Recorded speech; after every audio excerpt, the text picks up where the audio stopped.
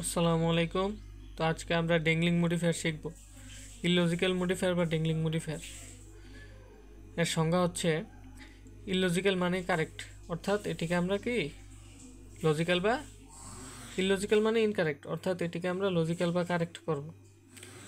তো প্রথম অংশে যাকে বলবে বা যার সম্বন্ধে বলা হবে, পরের অংশের ঠিক প্রথমেই তাকে বসাতে হবে।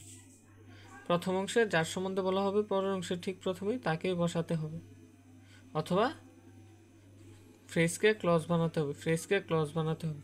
এখানে আমরা উদাহরণ দেখতে পাচ্ছি, while going to varsity a dog bit him. এটা ইনকারেক্ট, কারণ এটার অর্থ হচ্ছে যখন কুকুরটি ভার্সিটিতে যাচ্ছিল। এখানে কিন্তু কুকুর ভার্সিটিতে যায় না। সো সেক্ষেত্রে আমরা ওয়াইল গোয়িং টু ভার্সিটি প্রথম অংশে সাবজেক্টকে বসাবো। সাবজেক্ট হচ্ছে ভার্সিটিতে কে যাচ্ছিল, মানুষ নিশ্চয়ই। তো সেক্ষেত্রে আমরা মানুষকে বসাবো, হি বসাবো, তারপর ভার্ব ওয়াইজ সবগুলো বসাবো।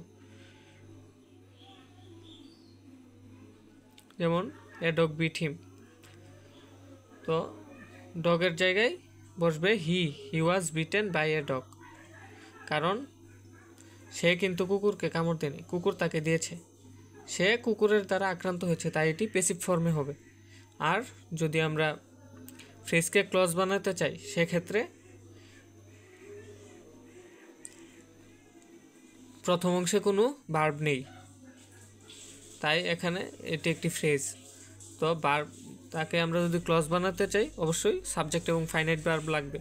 এখানে সাবজেক্ট হচ্ছে হি এবং ফাইনাইট ভার্ব হচ্ছে ওয়াজ গোয়িং, তাই এটি একটি ফ্রেজ থেকে ক্লজ হয়ে গেছে।